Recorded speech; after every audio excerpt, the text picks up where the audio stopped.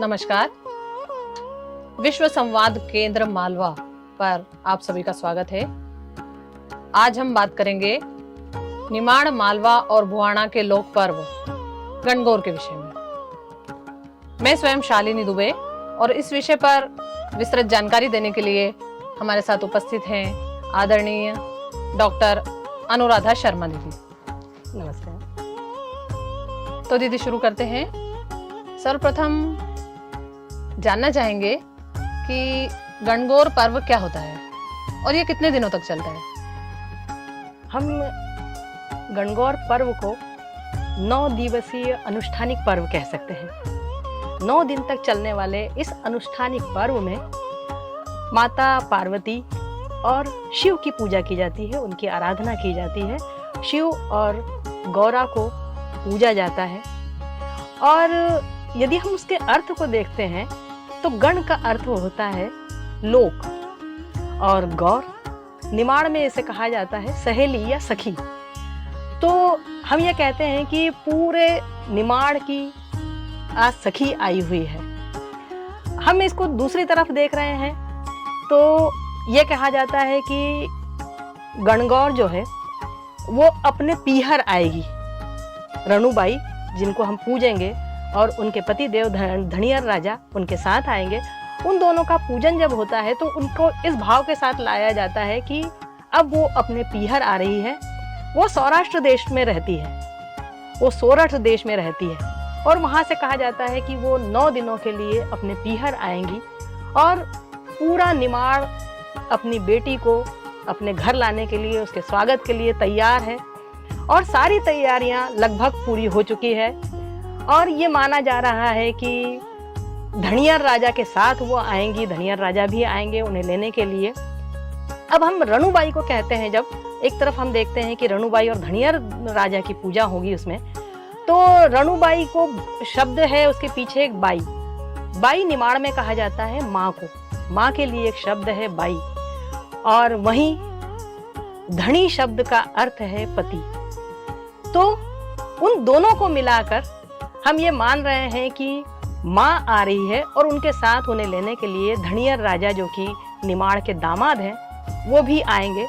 और हम या ये कहें कि पूरा निमाड़ सामूहिक पर्व के रूप में उस धनियर राजा और रणुबाई की आगवानी करने के लिए तैयार है।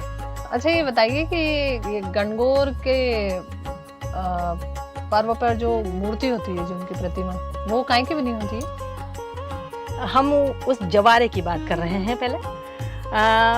और उसके भी पहले मैं आपको ये बताना चाहूँगी कि जब हम कहते हैं कि पर्व आ रहे हैं, गणगौर का पर्व आने वाला है, होली निकल चुकी है, उसके रंग अब हल्के पड़ने लगे हैं और माता रणुबाई अब इन प्रतीक्षा में है कि उनका भाई उन्हें लेने आएगा। अब वो पीहर जाने वाली है गणगौर मनाने के लिए और उनकी सब सखियां, हर बेटी इस समय निमाड़ की जितनी बेटियां हैं वो सब रणुबाई के साथ अपने पीहर में आ जाती है और प्रतीक्षा कर रही हैं कि मेरा भाई मुझे लेने आए।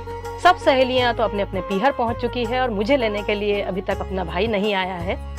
तो उसके लिए वो एक बहुत अच्छा गीत है निमाड़ में। मैं कुछ उसकी पंक्तियां आपको गाकर सुनाती हूँ। फागुन फरक्यो नचाई तलागियो, मारी रणुबाई जो वाचे वाट, असी रूढ़ी 11 वीरो मारो कब आवसे, असी रूढ़ी 11 कि खेत को हड़णू किरसाण्यो भाई भूलियो, ओ को लगी गयो घऊड़ा सी ध्यान, असी रूढ़ी 11 कि सुपड़ा को गुथणू झमराळ्यो भाई भूलियो, ओ को लगी गयो कुर कैसी ध्यान, हसी रूही 11। अब इस गीत में आप देखिए कि ऐसा कहा जा रहा है कि फागुन पंख लगाकर उड़ चुका है और चैत्र माह लग गया है और उसकी एकादशी आने वाली है, 11 आने वाली है। उसके एक दिन पहले से माता की बाड़ी बो दी जाएगी और मेरा भाई मुझे अभी तक लेने नहीं आया। और दूसरी ओर आप देखिए कि पूरा गांव, जितने लोग हैं वहाँ के, वो अपने अपने जो मुख्य काम है उसको छोड़कर अभी रनुबाई की सेवा में लग गए हैं। ये कहा जा रहा है कि किसान जो है उस समय अपनी खेती बाड़ी के काम छोड़कर अभी सिर्फ गेहूं की तरफ उसका ध्यान है। और झमरालिया भाई, जिसको ये कहा जाता है कि वो सुपड़ा गूंथेगा, आज वो सिर्फ माता की कुरकई बनाने में लगा हुआ है। तो पूरा गांव तैयारी कर रहा है माता के आगमन की। दीदी, जैसा आपने बताया कि जवारे होते हैं तो वो उनकी स्थापना जो है वो बाड़ी में की जाती है, तो जानना चाहेंगे कि बाड़ी में किस तरह से जवारे तैयार किए जाते हैं। हाँ, बाड़ी बोने के पहले हम थोड़ा सा इसको ऐसा देखते हैं कि गांव की सारी महिलाएं मिलकर होली की रात में से गौर इकट्ठा करने जाती है, जिन्हें हमें कहते हैं खड़े लेने जाने के लिए। सारी महिलाएं गांव की वहां जाएगी, वहां से 5 गौर को लेकर अपने साथ पटिये पर उनकी स्थापना होती है और साथ ही होली की उस पवित्र राख में कुछ अच्छी मिट्टी मिलाई जाती है और उसके साथ पवित्र जल, कुछ नदियों का जल होता है, गंगा जल, नर्मदा जल, वो मिलाकर उसके कुछ 5 मुट्ठे तैयार किए जाते हैं, जिन्हें कहते हैं माता की मूठ धरना। वो 5 मूठ उस पाटिये पर स्थापित कर दी जाती है और इसके साथ ही गाते बजाते सारे गांव के लोग उस बाड़ी तक आते हैं और उसके साथ एक दीपक, जिसको माता की अखंड ज्योत कहा जाता है, वो जलाकर वहां से प्रज्वलित करके लाया जाता है और उसको लाकर फिर एक पवित्र स्थान, जिसको हम माता की बाड़ी कह रहे हैं। माता की बाड़ी एक ऐसा स्थान है जहां पर कि सारे गांव की माता बोई जाएगी, जिनको हम कह रहे हैं जवारे। अब इसमें जवारे जो बोए जाते हैं उसके लिए छोटी छोटी सी बांस की टोकनियां होती है, जिन्हें निमाड़ी में कहा जाता है कुरकई। इन कुरकई में बहुत अच्छी मिट्टी को मिलाया जाता है और साथ में बाड़ी की सेवा करने वाली जो सेवा माएँ हैं वो उन सारी कुरकई में मिट्टी भरकर गेहूं के दाने डाल देती है। अब हमको यहाँ ये देखना है कि बाड़ी की सेवा वो सेवा माएँ कर रही है, पर सारी कुरकई जो अपने घर में जितने भी लोग अपने घर में माता जी को लाना चाहते हैं, वो अपने अपने घर से 5 कुरकई या 10 कुरकई, या हर रथ में 5-5 कुरकई रखी जाती है। यदि वो 2 रथ सजाते हैं तो उन्हें इतनी कुरकई अपने वहां देकर आनी पड़ती है। वो छोटी छोटी सी कुरकई वहां देते हैं, साथ में अपने घर से कुछ गेहूं के दाने भी देते हैं। इन दानों को वहां जो सेवा माँ है वो उन्हें वहां लगा देती है और उसके साथ उन्हें सिंचित करती है। सुबह शाम उसकी सेवा की जाती है। ये सारा काम बहुत पवित्रता और शुचिता के साथ किया जाता है। अब बाड़ी पूरी तरह से बंद है, उसमें अब कोई दर्शन नहीं करेगा। 8 दिन तक बाड़ी पूरी तरह से बंद रहेगी और सारी महिलाएं बाड़ी के बाहर आकर रोज सुबह शाम भजन गाती है, प्रार्थना करती है और लोकगीतों का गायन होता है। बहुत अलग अलग तरह के लोकगीत गाए जाते हैं। लोकगीत गाए जाते हैं निमाड़ी भाषा में, चूंकि निमाड़ का विशिष्ट पर्व है।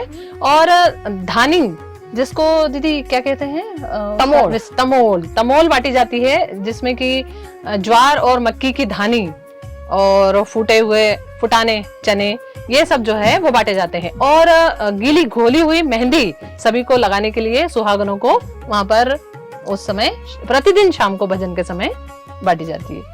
एक बहुत अच्छा बधावा गीत भी इसमें गाया जाता है। अच्छा। मैं उसकी भी कुछ आपको 1-2 लाइनें सुनाना चाहूंगी।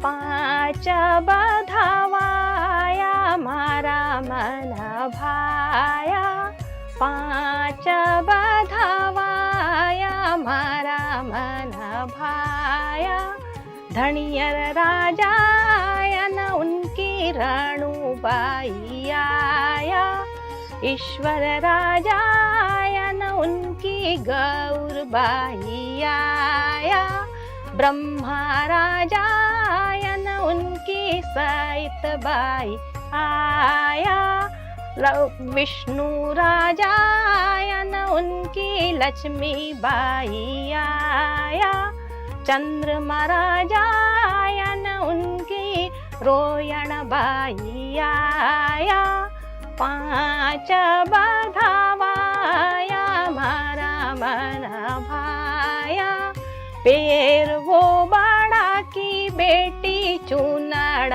रूड़ंती, चटक चुनड़ा बिना शोभानी होया, 5 बधावा आया मारा मन भाया।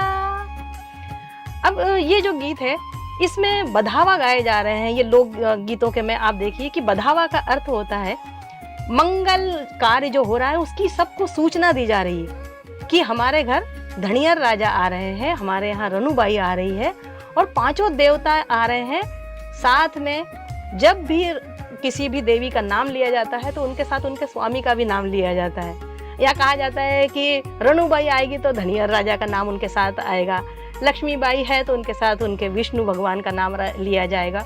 तो उनके स्वामियों के साथ आज वो हमारे घर पधार रहे हैं और ये पूरे गांव को सूचित किया जा रहा है। तो बधावे का अर्थ होता है, हमारे यहाँ हर समय समय पर बधाई गाए जाते हैं, बधाई गाई जाती है, तो उसका अर्थ ही ये होता है कि इस मंगल कार्य की सूचना देना लोगों को। और इसके माध्यम से अब हमारे यहाँ बाड़ी बो दी गई है और हम ये मान के चल रहे हैं कि हमारे घर में, हमारे यहाँ इस समय हमारी देवी आ चुकी है, उनकी स्थापना हो चुकी है। स्थापना के साथ मैं आपको एक बात बताना चाहूँगी कि अब देखिए आपकी अंदर बाड़ी लगी हुई है, हम बाहर से देख रहे हैं उसे, क्योंकि इस समय बाड़ी में प्रवेश अब किसी का नहीं होगा, क्योंकि सिर्फ सेवा माई के अतिरिक्त वहाँ पर और कोई नहीं जाता। पर उसके बाद भी बाहर जो लोग बैठे हैं, जो महिलाएं बैठी हुई है, वो उसको अंदर ये महसूस कर रही है कि हमारी जो रनुबाई है, जो जवारे के रूप में है, जवारे के रूप में उस रनुबाई को मूर्त रूप दे दिया गया है और वो उसे मान रहे हैं कि इस रूप में जो रनुबाई है वो बहुत सुंदर दिख रही है। तो उनके श्रृंगार का भी वर्णन किया जाता है इन गीतों में। गणगौर माता के श्रृंगार के संबंध में कोई गीत होगा? हाँ, वो मैं आपको एक बता रही थी कि एक श्रृंगार का हम मान के चल रहे हैं कि वो बहुत सुंदर हो गई है।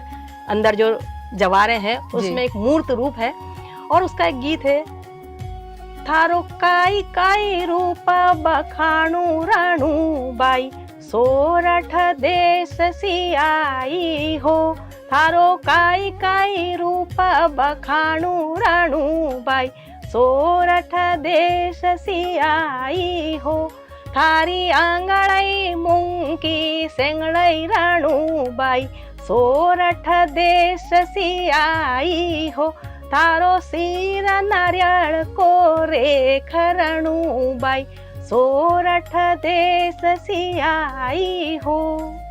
ऐसे हर अंग का वर्णन किया जा रहा है और ये कहा जा रहा है कि कितनी सुंदर है, कितनी नाजुक है, उनके उंगलियां जो है वो छोटी छोटी मूंग की फलियों की तरह है।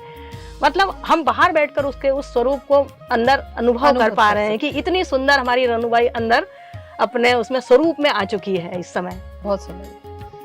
तो गणगौर माता जब आती हैं तो चूंकि ये सुहागनों का पर्व है, तो ऐसा नहीं है कि गांव में परिवार में सिर्फ स्त्रियां ही इस पर्व से जुड़ती है।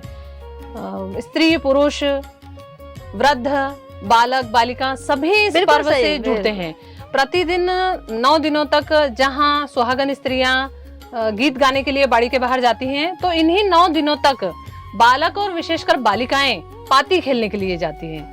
9 दिन तक ये बहुत ही सुंदर जो है एक परंपरा चलती है। उसके संबंध में बताइए दीदी। पाती खेलना, पाती खेलना ऐसा होता है कि जब माता जी अंदर हैं तो बाहर जो छोटी छोटी बेटियां हैं वो आम के बगीचों में जाती है, अमराई में जा रही है और वहाँ अलग अलग तरह के पुष्प लेती है, फिर दुर्वा लेती है और कलशों में जल भरकर और बहुत सुंदर तरीके से उसके आसपास घूमती हुई नृत्य करती है। और साथ में जब वो उस कलश को लेकर आती है तो रात में महिलाएं भी उस कलश के आसपास नृत्य करती है। अब जैसे मैंने आपको सबसे पहले बताया था कि अंदर जवारे लगे हुए हैं जी, पर गौर को हम बाहर निकाल सकते हैं और वो गौर को वहाँ रख कर और अलग अलग तरह से भजनों को या पाती खेलने में जो अलग अलग तरह के लोकगीत गाए जाते हैं उन वो भी एक आनंद का विषय होता है। जैसे आपने कहा कि उसमें महिला पुरुष सब शामिल होते हैं, सभी सम्मिलित होते हैं, सब बैठते हैं दिन में और पूजा होती है। अलग अलग तरह के कवाड़े कहे जाते हैं और अपने अपने पतियों के नाम बोले जाते हैं।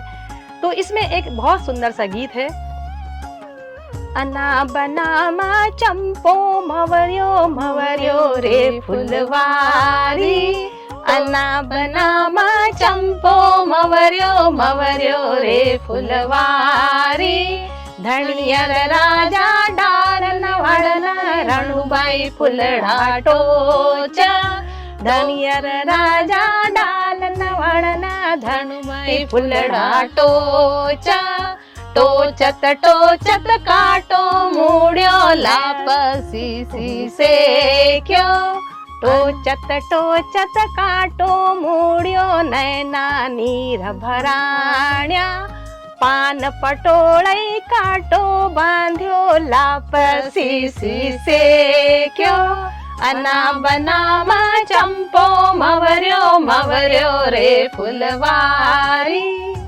इसमें अलग अलग देवियों के नाम लिए जाते हैं।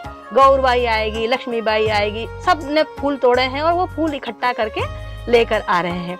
अब आप इसमें देखिए प्रकृति का कितना सुंदर वो है कि सब लड़कियां और महिलाएं और स्त्रियां जितनी हैं सब बाग बगीचों में जा रही है और वहां से आम्र कुंज से पत्तियां तोड़कर लाती है और अब देवी का श्रृंगार इन्हीं सब प्राकृतिक चीजों से करने वाली है वो। दीदी आपने जैसे कहा कि वो बालिकाएं आम के पेड़ों के नीचे पाती खेलने के लिए जाती है और नृत्य करती है, तो वो जो नृत्य होता है उसको झालरिया देना कहा जाता है। हाँ, तो ये झालरिया देना जो है जब 8 दिन तक जब तक बाड़ी में जवारे होते हैं तो बाड़ी के बाहर ये झालरिया दिए जाते हैं, नृत्य किया जाता है और फिर जब वो 9वें दिन बाड़ी की पूरी पूजा होके जो जवारों को स्थापित किया जाता है रथों के अंदर, तो वो रथ कैसे तैयार किए जाते हैं? देखिए अब हमने कहा कि बाड़ी जो है अब पूरे समय के लिए किसी के दर्शन के लिए उपलब्ध नहीं थी, खुली हुई नहीं थी जी। अब 8वें दिन बाड़ी खुलना है, पर उसके एक दिन पहले हर घर में रथों का श्रृंगार किया जाता है, रथ तैयार किए जाते हैं।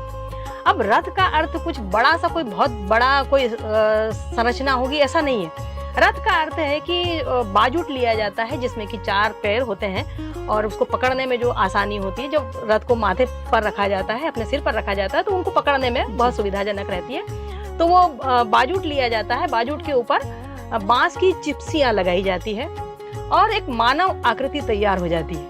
उसके चेहरा बना दिया जाता है मिट्टी से। उसके अब तो पहले मिट्टी से बनाया जाता था, अब तो अलग अलग से भी बनाया अब अलग अलग तरह के अलग अलग तरह के चेहरे बना दिए जाते हैं जिनको हम कह रहे हैं मुखोटा। वो मुखोटा अब कौन जिनके घर में कुछ ऐसे मान्यता होती है कि हम सिर्फ रणुबाई को अपने घर लाएंगे तो वो रणुबाई का मुखोटा लगाते हैं। जो रणुबाई के साथ धनियर राजा को भी अपने साथ लाना चाहते हैं तो वो धनियर राजा का भी मुखोटा बनाकर तैयार करते हैं, उनका भी एक रथ तैयार होता है।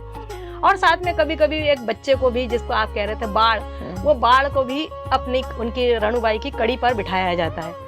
तो अलग अलग तरह के मुखौटे उसमें तैयार हो रहे हैं और उन्हें बहुत सुंदर तरीके से सजाया जा रहा है। पूरे गहने पहनाए जाते हैं उनको। हाँ, उनको कोरे कपड़े तैयार, उनके लिए नए कपड़े लाए जाते हैं और उनका श्रृंगार किया जाता है। पर ज्यादातर पहले इस चीजों का ध्यान रखा जाता था कि उसमें धानी की माला पहनाई जाएगी या डेढ़ वाली जो कैरियां हैं, जब वो लड़कियां छोटी छोटी सी बच्चियां जब पाती खेलने जा रही थी, वो जो डेढ़ की कैरियां लेकर आई है, बीन कर लाई है, वो उन्हीं कैरियों से सुंदर सी माला बनाकर आम के पत्तों से भी सजावट की जाती है और उन्हें पहनाया जाता है। तो प्राकृतिक तरीके से उनका श्रृंगार होता है। अच्छा, विशेष ये कि ये प्राकृतिक तरीके आज तक चल रहे हैं। ये परंपराएं बदलाव नहीं बिल्कुल बहुत अच्छी बात है ये कि निमाड़ ने कभी भी अपनी संस्कृति को विकृत नहीं होने दिया। बदलाव होना चाहिए, बदलाव होते रहते हैं, संसार का नियम है, प्रकृति का नियम है बदलाव। पर कोई चीज विकृति की तरफ जाए, उस बदलाव को उसी समय रोक दिया जाना चाहिए। अभी भी निमाड़ अपनी उन संस्कृतियों के साथ आगे बढ़ रहा है। बहुत प्रसन्नता की बात है। हाँ जी। तो अब 8वें दिन जो है वो रथ तैयार हो चुके हैं। अब 9वें दिन पूरी भरी बाड़ी की पूजा करने के बाद सर्वप्रथम बाड़ी जो है वो खोली जाती है हाँ। सुबह सुबह सूर्योदय के साथ खुल सूर्योदय जाती के है बाड़ी। साथ बाड़ी और खुलेगी। सारे गांव के लोग जिनके यहाँ रथ आ रहा है नहीं आ रहा है, किसी के यहाँ गणगौर का रथ तैयार किया है नहीं किया है, इससे कोई फर्क नहीं पड़ता है। बिल्कुल सही। सारे गांव के सारे लोग भरी बाड़ी की पूजा करने के लिए जाते हैं, भरी जोड़ों बाड़ी के साथ, बिल्कुल अपने भरी पति, बाड़ी की बच्चों के साथ। हाँ, भरी बाड़ी की पूजा एक का बहुत सौभाग्य महत्व है, है। सौभाग्य है। लोग दूर दूर से जो विदेशों में भी अभी बच्चे रह रहे हैं वो भी उस भरी बाड़ी की पूजा करने के लिए साल में एक बार जरूर अपने घर जाते हैं जी, और वो वही दिन होता है कि उन्हें भरी बाड़ी की पूजा करनी करने है। के लिए मिलती है। अब सारी कुरकई जो है उनमें जिनमें जवारे लगाए गए थे वो अपना पूर्ण स्वरूप ग्रहण कर चुकी है। जी, बीच में एक दिन उनका माथा बांध दिया जाता है ताकि उनको कहता है उनका माथा गूंथना कि वो फैल ना नाड़ी जाए। से, हाँ, जी, वो फैल जाती है हाँ। तो वो उनको अवेरना मुश्किल व्यवस्थित पड़ेगा, करने के लिए। इसलिए उनको व्यवस्थित कर दिया जाता है और उनको ये कि उनका माथा गूंथ दिया गया है और उनको सुरक्षित करके अब जो खाली रथ गए थे अपने अपने घरों से सब लोग अपने अपने रथ लेकर जाएंगे, जिसका आपने कहा कि भरी बाड़ी की पूजा सुबह सूर्योदय के साथ शुरू होती है। जब तक गांव के एक एक व्यक्ति दर्शन नहीं कर लेते तब तक भरी बाड़ी में से कोई भी अपनी कुरकई को नहीं लेता है। नहीं लेता। जी। बिल्कुल सही आपने कहा कि कोई भी उसे हाथ नहीं लगाएगा जब तक सारे लोग दर्शन करेंगे, सब लोग। और दर्शन में कोई बहुत ज्यादा कुछ चढ़ाया नहीं जाता, कुछ नहीं, खाली एक भाव है हमारा, सेवा है हमारी, कुछ उनका हमको हाथ जोड़कर सिर्फ उनके प्रति एक समर्पण का भाव हम वहाँ व्यक्त करते हैं। और वो हर रथ में 5-5 कुरकइयाँ रख ली जाती है। अब वो रथ माता के साथ है, अब माता उस रथ में ज्वारों के रूप में विराजित हो गई है, प्राण प्रतिष्ठा हो हो गई है चुकी जैसे है। उस रथ में, उस महाराज रथ जी। में। अभी रात में जो रथ उन्होंने संवारे थे, जो तैयार किए थे, वो खाली रथ गए थे। अब वो रथ माता की प्रतिष्ठा हो चुकी है उन रथों में। अच्छा, इसे कहते हैं माता का पाट पर बैठना। पाट बैठना। माता गणगौर तीज के माता दिन पाट माता बैठी पाट गई। बैठी गई आज। हाँ, और माता पाट बैठ जाती है तो जग माय हो जाती है। जिस समय कहते हैं कि बाड़ी खुलती है तो जग माय के रूप में उसको पूजा जाता है कि पूरी, अभी तो बेटी के रूप में हम उसे कह रहे थे, हमने कहा था कि बेटी के रूप में आइए, अब वो माय के रूप में अंदर से सबके सामने प्रकट हुई है। क्या ही सुंदर वातावरण होता है उस दिन, गणगौर तीज के दिन। हाँ। पूरे गांव का सभी लोग इस दिन, पूरा परिवार नए वस्त्र, कोरे कपड़े पहनते पहनता हैं है, बिल्कुल, और हर्षोल्लास शुचिता के का, साथ, बिल्कुल, बिना चप्पल जूते कुछ भी पहने, हाथों में लोटे लिए, पूजा की थाली लिए, हाँ, जो चढ़ाना चाहता है भरी बाड़ी के ऊपर जो है साड़ी हाँ, जो है उड़ाता है। साड़ी हाँ। उड़ाने का भी बहुत महत्व है। महत्व है। हाँ, हाँ, और बांटने के लिए प्रसाद, नारियल, ये सब कुछ लेके पूरा परिवार हाँ। जो है वो बाड़ी जाता है। और इस तरह से फिर अब आप देखिए कि जब रथ में उनको कुरकई को रख लिया गया है और माता अंदर विराजित हो गई है, अब उस रथ को जो उठाने वाला है उसके हर व्यक्ति उनका पैर पखारता है, चाहे वो कोई छोटा हो कोई बड़ा हो। पैर पखारना मतलब उस माता के प्रति हमारा समर्पण का भाव है। और आपने कहा कि नंगे पैर चलते हैं, कोई भी पैर में कुछ भी नहीं पहन रहा है। और ऐसे ही जबकि धूप बहुत तेज हो चुकी होती है और निमाड़ की धूप और निमाड़ की गर्मी तो वैसे ही प्रसिद्ध है, पर वो जो भाव है उनका कि अब माता हमारे साथ है और आज माता हमारे घर जा रही है। अब वो माता अपने अपने घर चली जाएगी। जिन्होंने जितने रथ तैयार किए हैं उस रथों को लेकर अब अपने साथ चली जा रही है। जोड़ों से लेके जाते हैं दीदी। हाँ, बिल्कुल बिल्कुल सही बात। हाँ, बताइए। अगर जो घर की स्त्री है उन्होंने रथ अपने सिर पर उठाया हुआ है, हाँ, तो पुरुष जो है वो पल्ला बांध के, हाँ, और हाथ में पूजा की थाली लेके साथ वो आगे साथ में चलेंगे और पीछे जो है वो पूरा परिवार साथ में है, मतलब जोड़े के साथ। और कभी कभी तो ऐसा होता है कि रणुबाई का रथ उठाया है और धनियर राजा का रथ भी है साथ में, तो भी वो साथ में लेकर चल रहे हैं। रणुबाई को धनिया राजा लेने आ गए हैं, उस संबंध में जो एक सुंदर सा गीत है दीदी। हाँ, एक बहुत प्रचलित गीत है जो सब भी जगह गाया जाता है, घोड़ा बठीना धनियर जी आया। अब आप थोड़ा सा मैं इसके बारे में इतना सा बता दूं कि ये कह रहे हैं कि रणुबाई को लेने के लिए आ गए हैं उनके स्वामी, पर उनको जाना भी है। दुख ये है, इस बात की परेशानी है कि वो आ रहे हैं, इसका प्रसन्नता है, पर वो मुझे लेकर वापस सौराष्ट्र चले जाएंगे, अपने ससुराल लेकर जाएंगे मुझे। तो उस बात से अंदर परिवार छूटेगा, परिवार माई का छोड़कर मुझे, अब अपने जो इतना आनंद था उसको छोड़कर मुझे जाना पड़ेगा। पर अंदर से जो प्रसन्नता है उसको आप देखिए कि जब उनकी सखियां उनको बुलाने आती है तो वो कैसे अलग अलग बहाने बनाने शुरू करती है जैसे कभी कभी हम भी ऐसा होता है कि किसी का इंतजार कर रहे हैं पर हम किसी को बताते नहीं है, अंदर अंदर सोच रहे होते हैं कि हाँ वो आएंगे, और कोई कुछ पूछता है तो हम उसको कहता है नहीं हमें नहीं करना है। तो यहाँ वो ये जो प्रचलित गीत है इसके बारे में ऐसे ही कहा जाता है कि यमुना पे पानी भरने जाना है तो वो मना कर रही है रन्नूबाई कि मैं कैसे जाऊंगी, मैं तो बहुत थक गई हूँ। तो इस गीत की कुछ पंक्ति आप भी गाइएगा मुझसे। घोड़ा बैठी न धड़िया रजी आया, घोड़ा बैठी न धड़िया रजी आया, रणुबाई कर श्रृंगार वो चंदा, कसी भरी लाऊं जमुना को पानी, पियर को बेड़ो जड़ाव की टीकी, पियर को बेड़ो जड़ाव की टीकी, कसी भरी लाऊं जमुना को पानी, घर घर मारो दूर घाघर मारी भारी, घर मारो दूर घाघर मारी भारी, घाटी चढ़ी नहाऊं हारी वो चंदा, कसी भरी लाऊं यमुना को पानी। बहुत सुंदर। अब गणगौर माता के वापस जाने की बारी आ गई। एक दिन पूरे परिवार ने मिलकर बहुत उत्सव मनाया, अच्छा अच्छा बनाया खाया, व्यंजन बनाए गए, पकवान झालरिये दिए, जाने की बारी आ गई। गणगौर का रथ उसी तरह से जैसे लाया गया था जोड़े से वापस ले जाया जाता है। गांव के बाहर जो भी जल स्रोत होता है वहां पर पूरा गांव एक जुलूस के रूप में जो है वो इकट्ठा होके वहां पर जाता है। पंक्तिबद्ध सारे रथों को रख दिया जाता है, माता जी की पूजा की जाती है।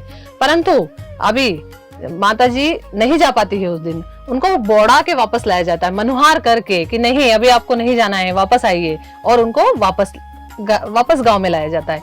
जो व्यक्ति रथ को बोड़ाता है उस दिन अब माता जी उनके घर रहती है। इस संबंध में जो है अलग अलग मान्यताएं होती है उनकी, जो है वो कुछ कि हमारे मनोकामनाएं होती है वो पूर्ति होने पर वो बोड़ाने का जो है वो संकल्प लेते हैं, और उस दिन फिर अगले दिन जो पूरे रथ वाले जो परिवार है और पूरा गांव है उनका भोजन उनके घर होता है जो रथ बोड़ा। बिल्कुल सही, सही थी। हाँ बिल्कुल सही। इस संबंध में एक गाना सुंदर सा सुनाइए।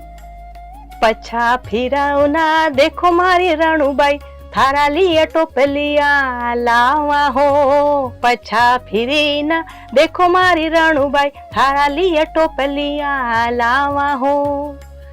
कितना बढ़िया है रथ बोड़ाने की ये परंपरा, कि मुझे लगता है शायद पूरे विश्व में ऐसी निमाड़ में ही ये परंपरा है कि माता जी हमारी बेटी, हमारी जो इतने दिन तक अपने पीहर में रही और आज चली जाएगी और पूरा घर सूना हो जाएगा। सही है। यहाँ पे अब बताना मनोहार करके एक दिन और रोक लिया। एक दिन नहीं दीदी, अभी तो ये स्थिति हो गई है कि इतने सारे वेटिंग में लोग होते हैं बोड़ाने के लिए। बाड़ियों को जो है अलग अलग बांटा जाता है, 25 रथ इधर जाएंगे इधर जाएंगे, कई 4-4 5-5 दिन तक माता जी वापस आती है बोड़ा के। चलिए फिर अंतिम दिन जो है फिर से वही जुलूस निकाला है और फिर से जो है जल स्रोत, चाहे बावड़ी हो कुआं हो जो उपलब्ध हो जिस गांव में, वहां पर सामूहिक रूप से पूरा गांव जाता है और जाके जो है वो माता जी को फिर से क्रमबद्ध सारे रथों को रखा जाता है, उनकी व्यवस्थित पूजा की जाती है। फिर उन जवारों को उसमें से निकाल के पूरा परिवार गले मिलता है, उनसे विदाई देता है उनको, और फिर उसके बाद में जो है उनका विसर्जन, और जवारे और मट्टी उसका विसर्जन है वो जल स्रोत में कर दिया जाता है। अब खाली रथ और फिर खाली रथ लेकर नृत्य करते हुए पूरा परिवार वापस अपने घरों की ओर। और ये कामना होती है उनकी कि अगले वर्ष फिर हमारी बेटी हमारे घर आएगी, अपने पीहर आएगी और इतना ही आनंद होगा। अब सारे लोग अपने अपने कामों में लग जाते हैं इस उम्मीद के साथ कि अब माता जी जो है वो आई हमारे घर में, और उनके साथ साथ सुख, शांति, समृद्धि, प्रसन्नता, सकारात्मकता वो पूरे वातावरण में, पूरे गांव में, पूरे परिवार में, सभी के मनों में व्याप्त हो गई है। यहाँ पर एक बताना चाहूंगी मैं बहुत महत्वपूर्ण बात, वो ये है कि ये गणगौर पर्व आज के समय में अपनी प्रासंगिकता पूरी तरह से लिए हुए है। इसमें प्रकृति से जोड़ा गया है पूरे जनमानस को, और पूरी जो है प्रकृति को अपने साथ रखते हुए सारी परंपराओं का पालन किया गया है। प्लास्टिक और अन्य जो है वो पर्यावरण को नुकसान पहुंचाने वाली चीजें आज भी इसको छू तक नहीं पाई है। बिल्कुल सही आज है, भी वो यही। प्रसन्नता विद्यमान है। बिल्कुल सही। तो अब आखिरी में योज करना चाहूंगा हूँ आप सब नसी कि गणगौर पर्व नहीं देखे होए तो एक बार जरूर देखो, आपको मजा आई जाएगा। नहीं कहीं नहीं होए तो कम से कम रथ दौड़ाने वाला दिन तो एक आई बार जाओ। जाओ, आपको मालूम पड़ेगा कि बेटी की एक बार विदाई पाती खेलना आओ, एक बार भरी बाड़ी की पूजा करना आओ भाई बहन होण, एक बार रथ को उठाओ, एक बार विसर्जन देखो, तो अलग यो अलग अपनी निमाड़ को- परंपरा अगर देखोगे निमाड़ तो को वो आगे बढ़ेगा। लोक बिल्कुल सही पर्व कह रहे हैं। जो आप में भी उतनी सकारात्मकता ऊर्जा भर देगो और आगे को जीवन सफल और संपन्न हो जाएगा।